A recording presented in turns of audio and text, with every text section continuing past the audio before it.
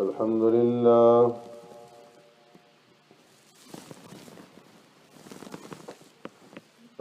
لله نحمده ونستعينه ونستغفره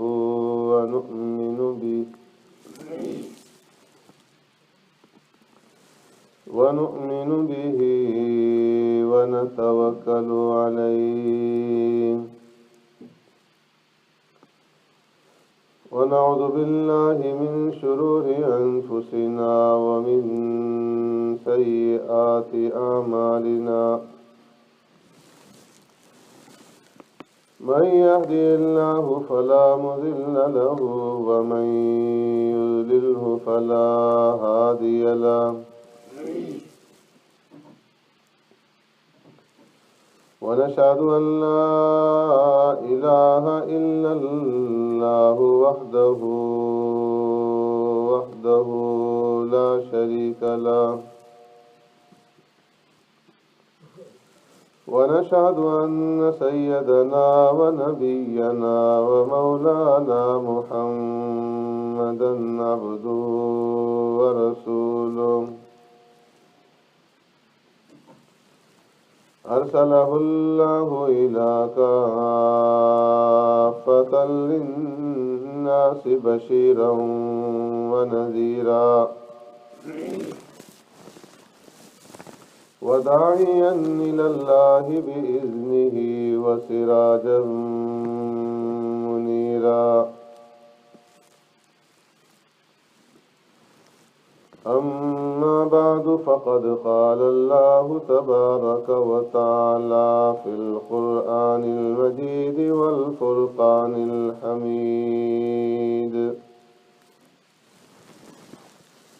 فأعوذ بالله من الشيطان الرجيم بسم الله الرحمن الرحيم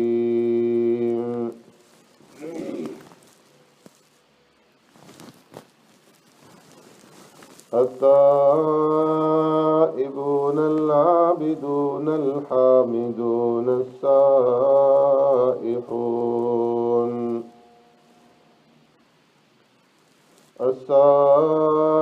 السائحون الراكعون الساجدون الآمرون بالمعروف والناهون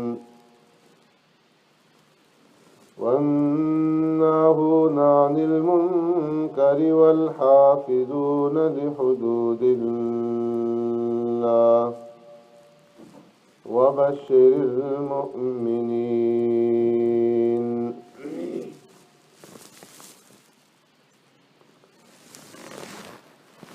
صدق الله مولانا العظيم يا رب صل وسلم دائما أبدا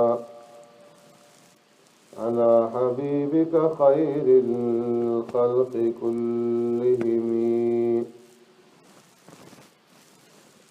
هو الحبيب الذي ترجى شفاعته لكل هول من الأهوال مقتحم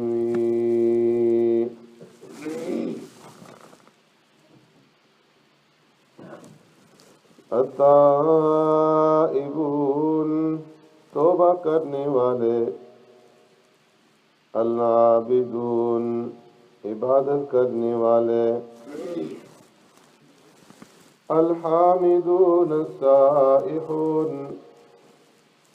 رب العالمین کی حمد و ثنا بیان کرنے والے اور بے تعلق رہنے والے،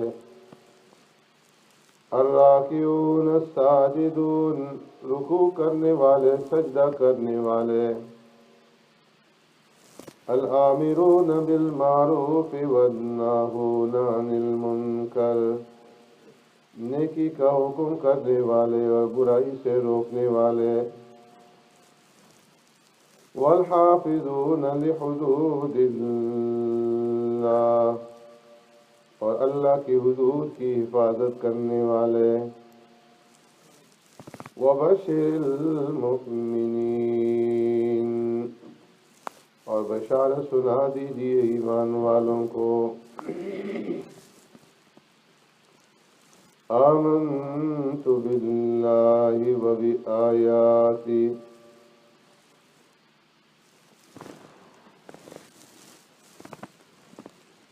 میرے محترم دوستو، بزرگوں، بھائیوں،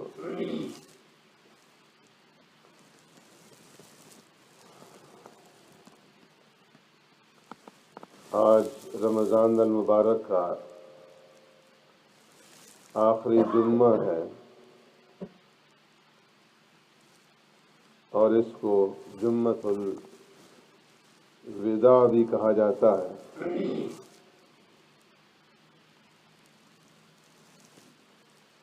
اللہ تبارک و تعالی نے بہت بڑا احسان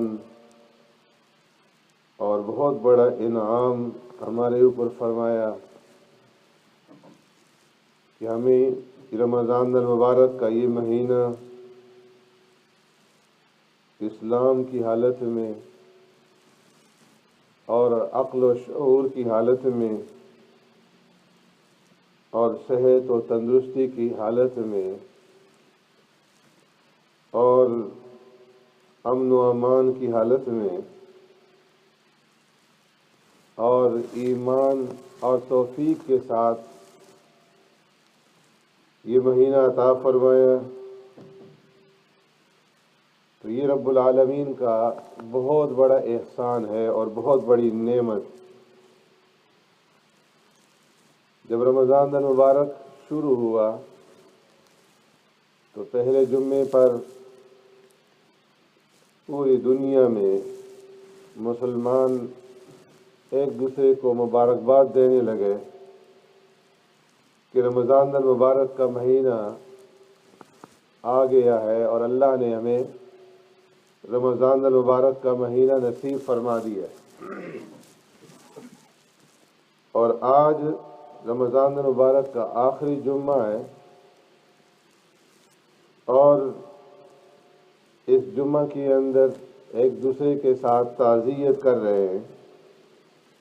کہ رمضان المبارک کا مہینہ ہم سے رخصت ہوا چاہ رہا ہے اور رمضان المبارک کا مہینہ گویا دنیا سے جا رہا ہے.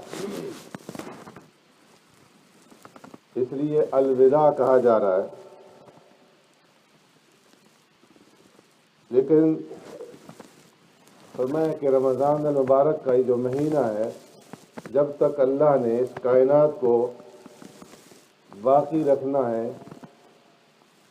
تب تک یہ رمضان المبارک کا مہینہ ہمیشہ آتا رہے گا، ہر سال آتا رہے گا اور پوری آن بان کے ساتھ، پوری شان کے ساتھ رمضان المبارک کا یہ مہینہ آتا رہے گا. لوگ روزے رکھتے رہیں گے، تراویح پڑھیں گے، مساجد کی رونقیں بحال ہوں گی. لیکن سوال ہمارا ہے، رمضان تو آتا رہے گا لیکن ہم ہوں گے یا نہیں؟ اور ہوں گے تو کس حال میں ہوں گے؟ صحت و تندرستی کی حال میں ہوں گے یا نہیں؟ مفلوج یا معذور تو نہیں ہوں گے کہ رمضان کا مہینہ آئے اور پھر بھی اس کی برکات سے ہم مستفید نہ ہو سکیں. تو اس لیے فرمایا کہ یہ مہینہ انعام تھا کہ صحت اور تندرستی کے ساتھ اللہ نے عقل و شعور کے ساتھ اور امن و امان کے ساتھ یہ مہینہ نصیب فرمایا. اس مہینے میں اللہ کی دی ہوئی توفیق سے جتنے بھی اعمال ہو سکے اور جو کچھ اللہ کے بندے اور اللہ کی بندیاں کر سکے اس کے اوپر تو اللہ کا شکر ادا کیا جائے اور جتنے دن اور جتنی ساعتیں اور جتنی گھڑیاں باقی رہ چکی ہیں ان کی قدردانی کی کوشش کی جائے اور ان کو قیمتی بنانے کی کوشش کی جائے اور جو کوتاہیاں ہو گئیں اور جو کمیاں رہ گئیں جس طرح ہم سے اس کا احترام نہیں ہو سکا، اس کے اوپر ندامت ہو، پشیمانگی ہو اور استغفار ہو، دل سے ندامت ہو کہ یہ اللہ رمضان المبارک کا جو مہینہ آپ نے ہمیں عطا فرمایا تھا، ہم اس کا احترام نہیں کر سکتے۔ اور ندامت ایک ایسی چیز ہے کہ جب انسان ندامت اختیار کر لیتا ہے تو اس کے ذریعے سے جو کمی ہے، جو کوتاہی ہے، جو کسر ہے، وہ پوری ہو جاتی ہے۔ اور اللہ رب العزت کو یہ ندامت پسند ہے۔ ایک بچہ شیطانی کرتا ہے، شرارت کرتا ہے، نقصان کر دیتا ہے، آپ اس کو مارنے کے لیے تھپڑ اٹھاتے ہیں، اور جو ہی ہاتھ اٹھاتے ہیں تو وہ رونے لگتا ہے، دل بلانے لگتا ہے، آپ کے دل میں محبت پیدا ہو جاتی ہے، وہ اپنے قصور کا اعتراف کر لیتا ہے کہ میں پھر یہ نہیں کروں گا، مجھے معاف کر دے، تو دل میں محبت پیدا ہو جاتی ہے۔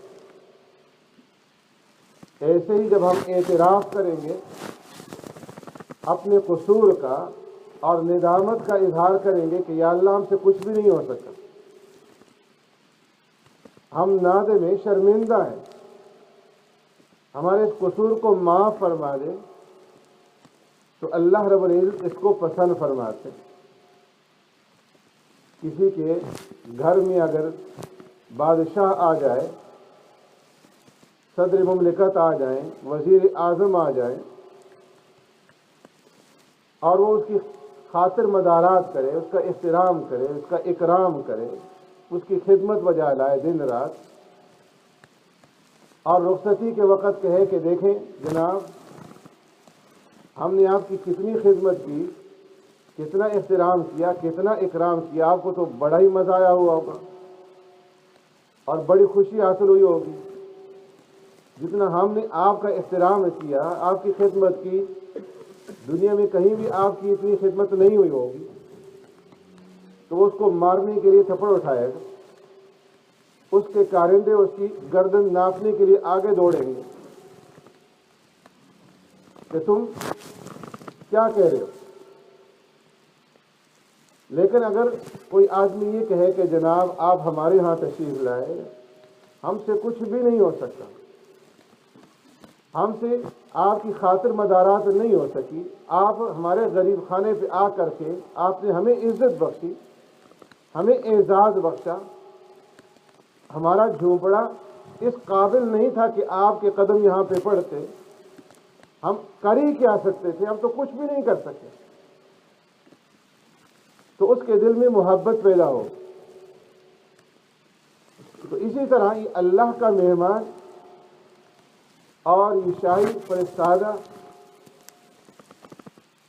جس کی نسبت اللہ نے اپنی طرف فرمائی الصوم لی وانا اجزی بہ، کہ یہ روزہ میرے لیے ہے اور میں خود اس کا بدلہ دوں گا۔ اس کو رب العالمین کے ساتھ خاص نسبت، خاص تعلق، اور یہ مہینہ اللہ نے ہمیں دیا ہے رمضان المبارک کا، اور ہم اس کا احترام نہ کر سکیں۔ جس طرح روزے رکھنے چاہیے تھے ہم اس طرح روزے نہیں رکھ سکے، جس طرح نمازیں پڑھنی چاہیے تھی ہم نہیں پڑھ سکے، تراویح ادا کرنی چاہیے تھی نہیں کر سکے۔ ہر ایک آدمی محاسبہ کرے، اپنے گریبان کے اندر جھانک کر کے دیکھے کہ جس طرح نماز پڑھنی چاہیے تھی ہم نے اس طرح پڑھی۔ ہماری کوئی نماز ایسی ہے کہ جو خیالات سے اور جو باہر کے تصورات سے خالی رہی ہو، 100% ہم اللہ کی طرف متوجہ رہے ہوں، خشوع خضوع رہا ہو، نہیں نظر آئے گی۔ قرآن کی تلاوت کی، خیالات سے خالی رہا، مکمل یکسوئی رہی، مکمل توجہ رہی، ایسی تلاوت ہمیں نظر نہیں آئے گی۔ رمضان المبارک کا مہینہ گزرا کہ ہم نے کسی کی اس طرح امداد کی کسی کے ہاتھ پر اس طرح سے رکھا کہ کسی کو اللہ کے سوا معلوم نہ ہوا ہو، کسی بھوکے کو، کسی پیاسے کو، جس کے یہاں کھانے کے لیے پینے کے لیے کچھ نہیں ہے، گھر میں چولہا جلانے کے لیے نہیں ہے، کہ ہم سے اس کی اس طرح مدد ہوئی کہ رمضان المبارک کا پورا مہینہ خوشیوں کے ساتھ اس نے گزار دیا؟ نہیں نظر آئے گا۔ راتیں ہماری اس طرح سے گزری کہ ہم رب العالمین کے سامنے بلبلائے ہوں، گڑ گڑائے ہوں، روئے دھوئے ہوں، آنسو بہائے ہوں؟ نہیں نظر آئے گا۔ تو جس طرح اس مہینے کا احترام کرنا چاہیے تھا، نہیں کر سکے، نہ روزے رکھ سکے اس طرح، نہ تراویح ادا کر سکے، نہ قرآن کی تلاوت کر سکے، نہ کسی کی مدد اور امداد کر سکے۔ تو اس لیے اس کے اوپر ندامت کرنی اور اللہ کے سامنے اعتراف کرنا ہے کہ یا اللہ ہم سے کچھ بھی نہیں ہو سکتا، تو نے انعام کیا اور ہم اس کی خاطر مدارات نہ کر سکے، اس کا احترام نہ کر سکے۔ اس کمی کے اوپر اللہ سے استغفار کرنا، اور استغفار ایسی چیز ہے کہ جس کی ہر وقت ضرورت۔ قرآن کریم کے اندر بار بار اس کی طرف توجہ دی گئی۔ بہت بڑی عبادات سے پہلے اللہ نے توبہ کا ذکر کیا، التائبون العابدون الحامدون۔ باقی عبادات کا ذکر بعد میں فرمایا، توبہ کا ذکر پہلے فرمایا، التائبون، کہ توبہ کرنے والے ہیں۔ ایمان والے کون ہیں؟ جن کی اللہ تبارک و تعالیٰ نے جن کو خرید لیا ہے، جن کی زندگیاں خرید لی گئی، جن کا جان مال خرید لیا گیا جنت کے بدلے میں، وہ کون ہیں؟ التائبون، توبہ کرنے والے۔ اور فرمایا کہ یا ایھا الذین آمنوا توبوا الی اللہ توبۃ نصوحا، اے ایمان والو اللہ سے سچی اور مخلصانہ توبہ کرو۔ وتوبوا الی اللہ جمیعا ایھا المؤمنون لعلکم تفلحون، اے ایمان والو سب کے سب اللہ کی طرف رجوع ہو جاؤ، اللہ سے توبہ کرو، معافی مانگو، تاکہ تم کامیاب ہو سکو، تاکہ تم فلاح پا سکو۔ اور پیارے پیغمبر صلی اللہ علیہ وسلم نے ارشاد فرمایا کہ تم میں سے ہر ایک انسان گناہگار ہے اور ہر ایک انسان خطا کار ہے۔ کلکم خطاؤن وخیر الخطائین التوابون، سارے کے سارے خطا کار ہو، سارے کے سارے گناہ گار ہو، لیکن گناہ گاروں میں، خطا کاروں میں بہترین وہ انسان ہے کہ جو توبہ کرنے والے۔ التائب من الذنب کمن لا ذنب لہ، جو توبہ کرنے والا ہے گناہ سے، وہ ایسا ہے کہ گویا اس نے گناہ کیا ہی نہیں۔ تو توبہ کرنی ہے، استغفار کرنا ہے، ندامت کا اظہار کرنا ہے کہ اس مہینے کا احترام ہم سے نہیں ہو سکتا۔ اور توبہ بھی اس طرح سے کرنی ہے کہ جو توبہ کی شرائط ہے، 3 شرائط ہیں۔ ایک تو یہ کہ جو گناہ کر رہے ہیں ان گناہوں کو چھوڑ دینا، یہ نہیں ہے کہ گناہ بھی ساتھ ساتھ چل رہا ہے اور توبہ بھی ساتھ ساتھ چل رہی ہے، بلکہ جس گناہ کے اندر مبتلا ہے اس گناہ کو ترک کر دینا ہے، چھوڑ دینا ہے ہمیشہ کے لیے، تب جا کر کے توبہ کا اثر ہوگا۔ اور دوسری کہ ان یندم علیہ، ندامت ہو، پشیمانگی ہو کہ مجھ سے یہ گناہ کیوں ہو گیا، مجھ سے یہ نالائقی کیوں ہو گئی، مجھے تو ایسا نہیں کرنا چاہیے تھا کہ میں اس رب کی شان میں گستاخی کر رہا ہوں، اس کی نافرمانی کر رہا ہوں، اس کی حکم عدولی کر رہا ہوں، کہ جس کے میرے اوپر بے شمار احسانات ہیں، انگنت احسانات ہیں، انگنت نعمتیں، اور ان کی نعمتوں کو میں فراموش کر کے اس کی حق تلفی کر رہا ہوں، مجھ سے ایسی نالائقی کیوں ہو گئی، اس کے اوپر ندامت، شرمندگی ہو، پشیمانگی ہو۔ اور تیسری چیز یہ کہ آئندہ کے لیے پختہ عزم ہو، ان یعزم علیہ عزما اللہ یعود الیہ ابدا، ایسا عزم، ایسا پختہ ارادہ کہ یا اللہ کبھی بھی دوبارہ میں یہ گناہ نہیں کروں گا، کبھی بھی یہ نافرمانی نہیں کروں گا، کبھی بھی یہ قصور نہیں کروں گا۔ روزے رکھ رہے ہیں، غیبتیں ساتھ کر رہی ہیں، روزے رکھ رہے ہیں،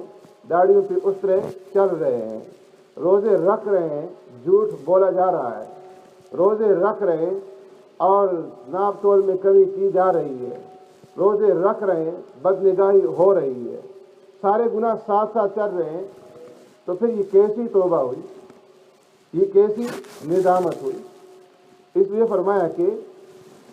گناہ کو چھوڑ دینا ہے اور ندامت کرنی ہے، آئندہ کے لیے پختہ عزم کر لینا ہے کہ یا اللہ دوبارہ کبھی بھی نہیں کروں گا، اور پھر اللہ سے استقامت مانگنی ہے کہ یا اللہ میں نے یہ جو توبہ کی ہے اس کے اوپر تو مجھے استقامت عطا فرما کہ مرتے دم تک میں اس توبہ کے اوپر قائم دائم رہوں اور دوبارہ یہ توبہ نہ ٹوٹے۔ اس طرح سے اگر ہم توبہ کریں گے، استغفار کریں گے، پھر ہماری توبہ ٹوٹ جاتی ہے تو فرمایا وہ اصرار میں شامل نہیں ہوگی۔ اگر 70 دفعہ بھی دن میں آپ سے توبہ ٹوٹ جائے لیکن آپ ہر دفعہ گناہ کرنے کے بعد، گناہ ہو جانے کے بعد فوراً رجوع ہو جاتے ہیں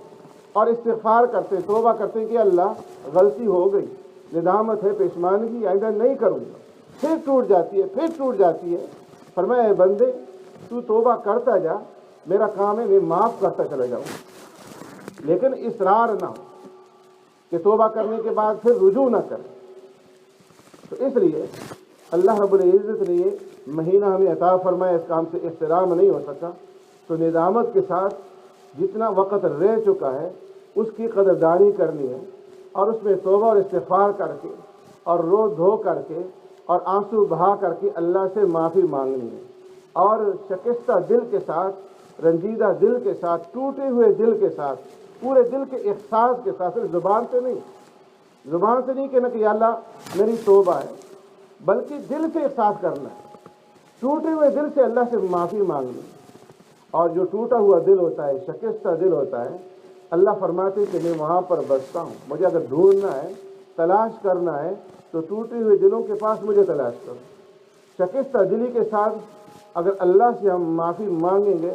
اللہ رب العزت ہمیں ضرور معاف فرما دیں گے۔ سبحانک اللہم و بحمدک، نشہد ان لا الہ الا انت، نستغفرک ونتوب الیک۔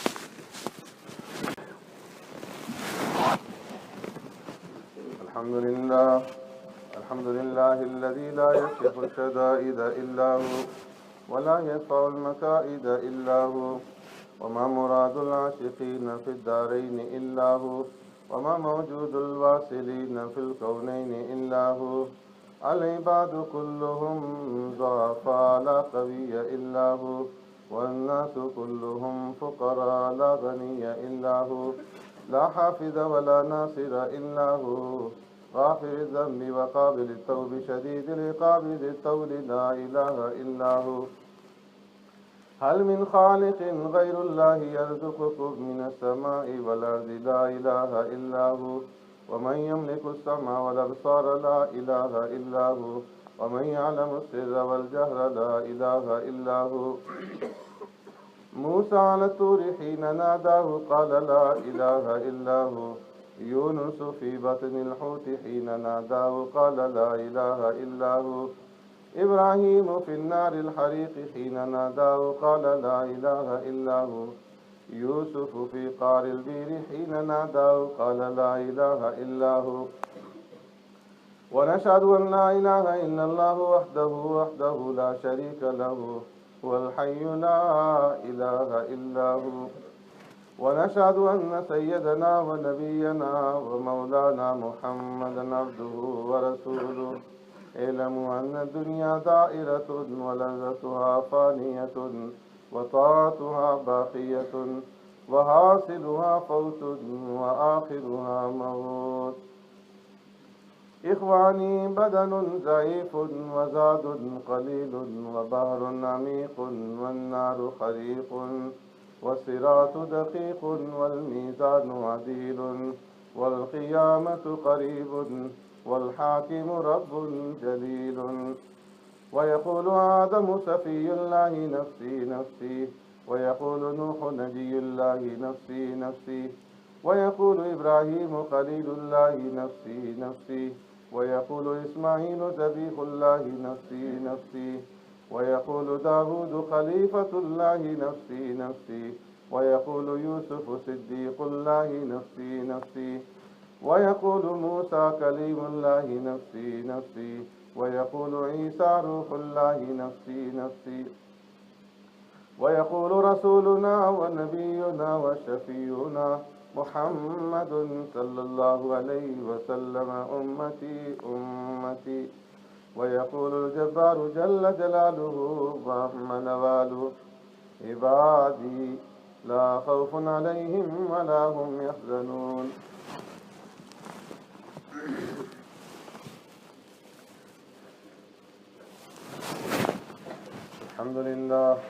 الحمد لله نحمده ونستعينه ونستغفره ونؤمن به ونتوكل عليه ونعوذ بالله